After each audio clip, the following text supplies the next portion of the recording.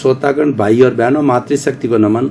Channel 24 news की plus news के खास विशेष मनमोहक, हमें अच्छे अच्छे सूत्र बताने वाला, वैश्विक स्तर की बातें करने वाला, हमारा जीवन कैसे अच्छा बने, व्यक्तित्व विकास कैसे हो, जीवन का निर्माण कैसे हो, बच्चों में, युवाओं में, वरिष्ठ नागरिकों के अंदर संस्कार देने वाला, मोटिवेशनल टॉक्स करने वाला पुनरुत्थान कार्यक्रम में आपका हार्दिक स्वागत है, अभिनंदन है, सत्कार है। हम इस कार्यक्रम में प्रतिदिन नए नए विषयों के साथ में प्रवेश करते हैं। हर विषय जो है हमें कुछ दिशा देता है और कहा जाता है कि दिशा बदल दो दशा बदल जाएगी, जैसी दृष्टि वैसी सृष्टि। पुनरुत्थान कार्यक्रम नई दृष्टि देता है, नई सोच देता है, नया विजन देता है, नया थॉट देता है और पॉजिटिव थिंकिंग की बात करता है। तो इसी क्रम में आज हम परिवार से जुड़ा हुआ एक बहुत ही सुंदर विषय लेकर से आपके सामने आए हैं। तो आज का हमारा विषय है परिवार से बढ़कर कोई धन नहीं। भाई और बहनों, दर्शकगण, श्रोतागण, बहुत ही सुंदर विषय है। परिवार किसे कहते हैं? परिवार वह इकाई है जिसमें माता पिता, उनकी संतान, दादा दादी, भाई बहन सभी एक कुनबे के रूप में निवास करते हैं। वो परिवार कहलाता है। और हमारी भारतीय संस्कृति के अंदर परिवार का बहुत बड़ा स्थान है। पूरे विश्व के 210 कंट्रीज के अंदर चले जाइए, जो हमारा फैमिली सिस्टम है और हमारा जॉइंट फैमिली सिस्टम है, आपको विश्व के अंदर कहीं नहीं मिलेगा।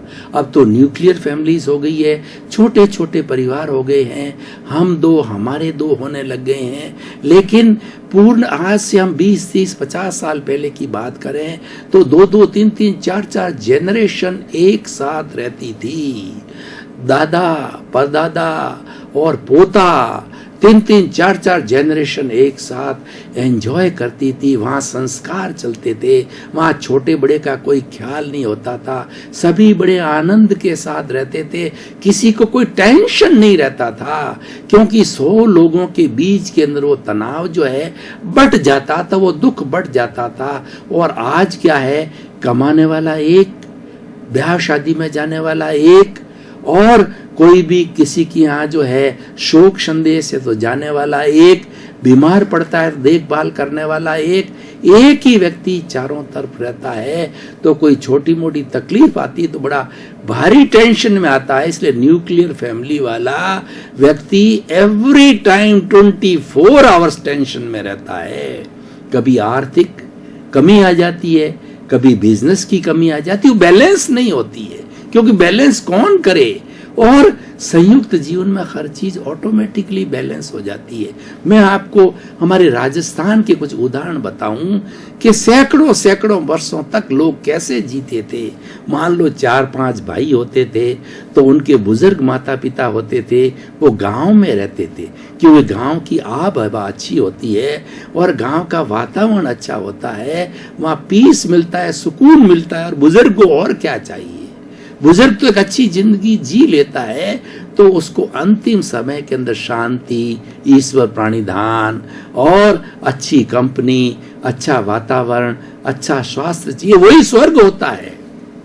और उस समय में लोग जो है माता पिता को संसार का भगवान मानते थे, इसलिए उनकी सेवा करना प्रथम कर्तव्य बनता था। और उनकी संतान हमेशा चिंतन करता था कि माता पिता कोड़े कीमे, हमारी राजस्थानी भाषा का मतलब है कि वो हमारे कंधों पर जाए और हम उसकी जितनी सेवा करें वो भगवान की सेवा होती है। आजकल कॉन्सेप्ट्स बदल गए हैं। और पुराने समय में आप देखिए 4-5 भाई है तो 1 या 2 भाई जो है माता पिता के पास रहता है और 2-3 भाई अपने बिजनेस में, बाहर जो बिजनेस देशावर होता है वहाँ जाते हैं, वहाँ बिजनेस करते हैं और उनकी फैमिली फिर आदान प्रदान होती है।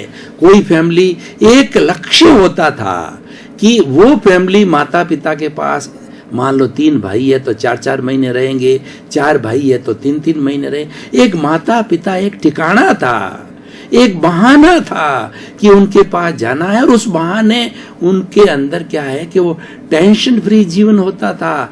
माता पिता के पास में जब वो आते थे तब वो सारे, देखिए जिस घर में बुजुर्ग होते हैं तो पुराने, चाहे शादी का निमंत्रण देने के लिए बात हो, चाहे मौत की बात हो, चाहे कोई भी सुख दुख बांटने की बात हो, तो आज भी हमारी परंपरा है भारतीय संस्कृति में, बड़े के पास जाते हैं, एक को निमंत्रण दे दिया तो उसके सारे बच्चों को निमंत्रण मिल जाता है, क्योंकि बच्चे जो उनकी आज्ञा में रहते हैं। इसीलिए वो एक हमारा टारगेट रहता था, हमारा लक्ष्य रहता था, और बड़े आनंद के साथ के अंदर सैकड़ों सैकड़ों वर्षों तक लोग जो है जीवन जीते थे। उनको पता ही नहीं रहता था कि वो हमने 50 साल 60 साल, और वो भी बूढ़े हो जाते थे, उनको पता ही नहीं रहता था कि हमारा जीवन आनंद से कैसे गुजर गया। उनको कभी तनाव की स्थिति नहीं आती, क्योंकि जो माता पिता के पास रहता है पैसा दिशावर से आ जाता है, खाली खाना पीना होता है, माँ बाप की सेवा करनी होती है, समाज का कोई काम होता है, ब्याह शादी की होता है, या मृतक की बात होती है, समाज का कोई भी कार्य हो, उसके अंदर वहाँ रहने वाला भाई चला रहा था, बढ़ जाता था काम। लेकिन आजकल स्थिति बहुत विपरीत हो गई है, न्यूक्लियर फैमिली, क्योंकि हमारी मानसिकता गड़बड़ा गई है, हमारे फैमिली सिस्टम में कई दोष आ गए हैं, क्योंकि व्यक्ति सेल्फ सेंटर्ड हो गया है और व्यक्ति के अंदर स्वार्थ की भावना गिर गई है। वह ऐश करना चाहता है और कोई तरह का उत्तरदायित्व तो नहीं लेना चाहता है। इस कारण से सारी न्यूक्लियर फैमिली वो एंजॉय करना चाहता है, क्योंकि जॉइंट फैमिली में तो सबके साथ समानता होती है। अगर मान लो घर में 10 चीजें और 10 मेंबर है तो एक एक ही मिलेगी, चाहे खाने की हो, चाहे पीने की हो, चाहे रहने की हो, कोई भी चीज हो, इक्वल समान बंटवारा सबके साथ में होगा। ये नियम था जिसको, ताकि किसी को ये फील नहीं हो मेरे को कम दिया, किसी को ज्यादा दिया। पुराने बुजुर्गों को देखिए, 5 बेटे होते थे, 5 बेटों के वो प्लॉट पास पास खरीदते थे और 5 के एक जैसे मकान बनाते थे और 5 भाई एक जगह रहते थे, ताकि कि उनका जत्था हो, ताकि कि जो उनका एक संगठन हो और लोगों को लगे कि ये बहुत अच्छी फैमिली है, संगठन वाली फैमिली। यूनियन इज स्ट्रेंथ, वो संगठन बहुत काम देती है। तो उसके अंदर 5 भाइयों के जो बच्चे होते हैं, उनकी ब्याह में, शादी के अंदर, उनके एंगेजमेंट में कोई तकलीफ नहीं आ जाती, ऑटोमेटिकली होता है। वो सारा उसकी शोहरत जो है परिवार की, वो ऑटोमेटिकल शोहरत काम कराती है, उसकी इमेज काम कराती है। लेकिन आजकल सब कुछ बिगड़ गया। उसके कारण क्या है? उसका सबसे बड़ा कारण है सहनशीलता की कमी। आज एक छोटे से बच्चे को कहिए, वो सहन करना नहीं चाहता, वो तो ग्लास हैंडल विद केयर है। उससे पोते से भी आज बात करनी होती, उसका मूड देख करके बात करनी होती है, उससे कहें या ना कहें, क्योंकि उससे कहा जाए तो उसकी माँ तैयार रहती है कि बच्चा तो रात को पढ़ता है। और आजकल आप तो पुराने विचारों के लोग होए और बच्चे के फ्रेंड्स होंगे, बच्चे के टीचर्स होंगे, तो बच्चे को इस तरीके से जाना होता है, अपनी हैसियत नहीं है, उससे ज़्यादा भी खर्चा कर देते हैं। तो इसीलिए बुजुर्ग के लिए आज बहुत बड़ी मुसीबत है कि ज़्यादातर बुजुर्ग है अब साइलेंट रहने लग गए, क्योंकि अगर वो बोलते हैं और अच्छी बात बताते हैं तो वही शिकार होते हैं। उनके लिए फार्मूला हो जाता है कि चाहे चाकू खरबूजे पे पड़े, चाहे खरबूजा चाकू पर पड़े, कटना खरबूजे कोई होता है तो सारी तकलीफ बड़े कोई आती है। अगर बोलता है तो भी तकलीफ है और नहीं बोलता है तो भी तकलीफ, तो वो नफा नुकसान निकाल लेता है कि मुझे बोलना चाहिए ना बोलना चाहिए। खैर, ये तो विकृतियां हैं, क्योंकि मेरिट्स और डीमेरिट्स समीक्षा करते हैं तो हमें अच्छाई बुराई दोनों रखनी चाहिए।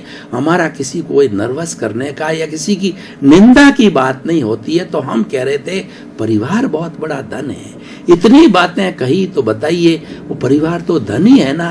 आखिर हम जो धन है, हमारी प्रॉपर्टी है, मकान है, ज्वेलरी है, हमारे पास खेत है, बंगले हैं, हमारे पास बहुत बड़ा बिजनेस है, तो ये धन कोई व्यक्ति साथ लेके नहीं जाता है, ये धन तो यहीं रहता है।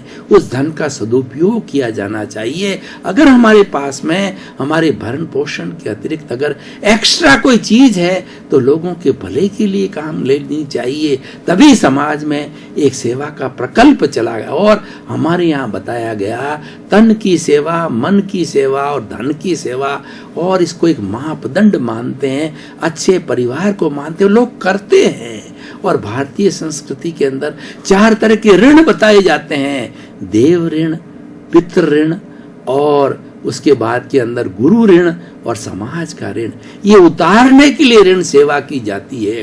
तो भाई और बहनों, दर्शकगण, श्रोतागण, आज हमारा जो विषय है कि वो परिवार से बढ़कर कोई धन नहीं होता है।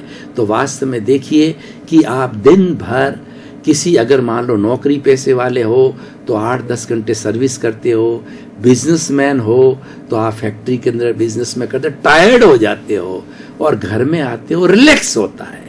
आप चाय पीते हो, टीवी देखते हो, अपनी पत्नी से बात करते हो, अपने बच्चों से बातचीत करते हो, आप रिलैक्स हो जाते हो, क्योंकि हमारी परंपरा है। अकेला व्यक्ति क्या करेगा, खाली दिमाग शैतान का घर होता है। और सब 24 घंटे व्यक्ति कमाने में नहीं गुजार सकता, 24 घंटे व्यक्ति कोई कार्य नहीं कर सकता, उसको चेंज चाहिए। और सुकून कहाँ मिलता है? तभी देखिए, परिवार की बात करें तो पशुओं का भी परिवार होता है, पक्षियों का भी परिवार होता है। पक्षी अपने नीड में आते हैं। शाम के समय में पक्षी दिन भर के अंदर अपना चुग्गा वगैरह इकट्ठा करने के लिए वो इधर उधर घूमते हैं और शाम को अपने नीड में आते हैं। नीड के अंदर छोटे बच्चे होते हैं, उनको दाना खिलाती है, कबूतरी है या और कोई भी मादा है, नर है, वो आते हैं और उस नीड घोंसले के अंदर सर्दी से, गर्मी से ऐसे सारा बचाव करते हैं। वो उनका घर होता है, जैसे कि हम इंसान लोगों का घर होता है। तो हर एक का अपना अपना परिवार होता है और परिवार ही सबसे बड़ा धन होता है। और व्यक्ति परिवार के द्वारा ही पहचाना जाता है। परिवार से समाज बनता है, समाज से देश बनता है, देश से विश्व बनता है। छोटी इकाई मनुष्य है और उसके बाद की इकाई होती परिवार होती है। सबसे पहले जो बच्चा जब जन्म लेता है, उसकी माँ उसकी प्रथम पाठशाला होती है, वह संस्कार देती है, वो उसको तुतली भाषा के अंदर बुलवाती है, जिसको कि मदर टंग कहा जाता है। और हर व्यक्ति को मदर टंग बहुत प्रिय होती है। और जननी जन्मभूमिश्च सर्गदा गरीयसी, व्यक्ति भारतीय संस्कृति के अंदर व्यक्ति ये महसूस करता है कि मेरे पे 2 ऋण हैं। एक तो जननी का है, जन्मभूमि का है, वो ऋण उतारने के लिए माता पिता की सेवा करता है। और हमारे उसको जन्मभूमि की जो है वो ऋण उतारने के लिए उस जन्मभूमि के अंदर वो चिकित्सा के, पानी के, बिजली के, कई तरह के कार्य जो है जन सुविधा के करवाता है। या वो सेना में भर्ती हो जाता है, फ्रंटियर्स की रक्षा करता है, पुलिस के अंदर जाता है, BSF के अंदर जाता है और जन्मभूमि का अपना कर्जा उतारता है। हर व्यक्ति के अंदर ये भावना होती है, क्योंकि हमारी भारतीय संस्कृति है वह धर्म प्रधान संस्कृति है। वह संस्कृति है मेल मिलाप की संस्कृति है, भाईचारे की संस्कृति है, सम्मान की संस्कृति है। ये हमारे में संस्कार हमारे ब्लड के अंदर डाल दिए कि हम आर्यों की संतान हैं। ये भारत देश के अंदर आर्य जब से आए तब से आध्यात्मिक संस्कार हमारे भर दिए। अगर वो जीस जो है कई कई पीढ़ियों, कई कई युगों, कई कई शताब्दियों तक हमारे भीतर चल रहे हैं। अध्यात्म की बातें, बड़ों को सम्मान देने की बातें और परिवार के अंदर जीवन यापन करने की बातें, समाज के अंदर शिष्टाचार से रहने की बातें, समाज सेवा करने की बातें हमारे में भरी हुई होती है और उसी से उसकी व्यक्ति की पहचान होती है। देखिए, हम विदेश में चले जाएं तो हमको कौन पहचानता है? हम इतना ही जितने समय रहेंगे, वी आर इंडियंस। उसके बाद देश में आप दिल्ली चले जाओ तो किसी से हम घंटे 2 घंटे की वार्तालाप होगी तो वीर से I am from the Jodhpur. परंतु हम परिवार के साथ के अंदर जो है वो 12 घंटे तो निश्चित रहते ही हैं। 12 घंटे क्या, पूरा जीवन भी परिवार के साथ रहता है। अगर हम अपने बिजनेस पॉइंट पे हैं, अगर हम सर्विस पॉइंट पे हैं, तो भी हमारा चित्त परिवार पे रहता है। हम परिवार के अंदर कई दिन के अंदर 3-4 बार अपनी पत्नी से बात करते हैं, बच्चों से बात करते हैं। कहीं बच्चे बाहर हॉस्टल में पढ़ रहे हो तो उनकी सार संभाल करते हैं, उनके जो है वो कहना चाहिए बर्थडे पे बात करते हैं, उनकी तकलीफ को देखते हैं, उनके प्रॉस्पेक्टस को देखते हैं, उनकी प्रोग्रेस को देखते हैं। ये सब परिवार का धन है। ये सारा धन मैंने खोल खोल करके आप बताया, ये हमारी भारतीय संस्कृति है। तो भाई और बहनों, दर्शकगण, श्रोतागण, अब थोड़ा हम निष्कर्ष की बात पे आते हैं, मेरिट्स डिमेरिट्स की बात पर आते हैं। परिवार हमारा धन है, लेकिन आज विकृतियां आ गई है। इन विकृतियों को हटाइए। सबसे बड़ी विकृति तो क्या आई है कि जो संतान है वो माता पिता को बोझ समझती है। देखिए, आपको दुनिया में कौन लाया, ये चिंतन कीजिए कि आप इस दुनिया दिखाने वाला कौन है। आपके माँ बाप है जिसने दुनिया दिखाई।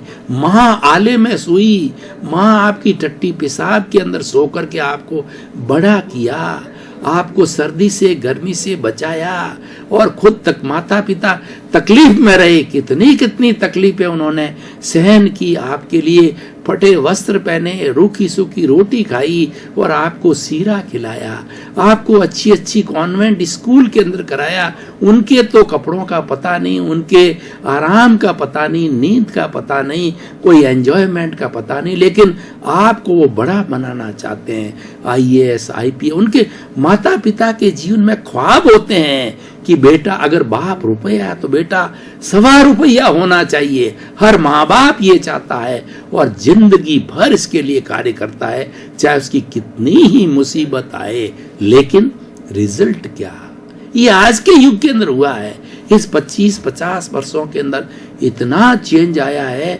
उन्हीं माँ बाप को जो कि ईश्वर के भगवान हैं, उनको बोझ समझते हैं, उनको वृद्धाश्रम के अंदर भर्ती करा देते हैं, उनको कुंभ के मेले में ले जाते हैं कि हम आपको जो है तीर्थ यात्रा करा के आते हैं, और हस्बैंड वाइफ वहाँ भगवान भरोसे उनको छोड़ के आ जाते हैं, और घर में भी रहते हैं, उनको ढंग से रोटी नहीं खिलाते, उनको ढंग से उनकी परिचर्या नहीं करते, उनको चित्त समाधि कैसे पहुंचे उसके बारे में कोई चिंतन नहीं करते। उनको ये सब चीजों का जायजा कब आता है, जब उनके बेटे ब्याह लेते हैं और उससे ज्यादा उनकी दुर्गति करते हैं। दर्शकगण, श्रोतागण, भाई और बहनों, आपका बहुत बहुत धन्यवाद। पुनरुत्थान कार्यक्रम आज हमारे समाज की हकीकत के बारे में बताता है। आज हमारे समाज के अंदर क्या अच्छाइयाँ चल रही है, क्या बुराइयाँ चल रही है, अच्छाइयों को कैसे हाईलाइट करें और बुराइयों का कैसे निराकरण करें, उनका क्या सॉल्यूशन होता है, इन सब बातों का विधायक भावों के साथ समाधान करता है और लोगों के अंदर जागरूकता पैदा करता है कि हमारी भारतीय संस्कृति के जो अच्छे मूल्य हैं उनको पुनः ग्रहण करो। खाली पाश्चात्य सभ्यता के पीछे भागने से हमारी बर्बादी है, वो हमको सूट नहीं करती, हम उसकी निंदा नहीं करते हैं। हमारी संस्कृति उससे अच्छी है, हम व्यक्ति को सुधारना चाहते हैं। इसी क्रम में आपका जीवन आनंदमय हो, मंगलमय हो, सुखमय हो, धर्ममय हो। आपने परिवार के साथ में शतायु हो करके और खूब समाज की सेवा करके सिद्ध बुद्ध मुक्त बने। आपके प्रति मंगल।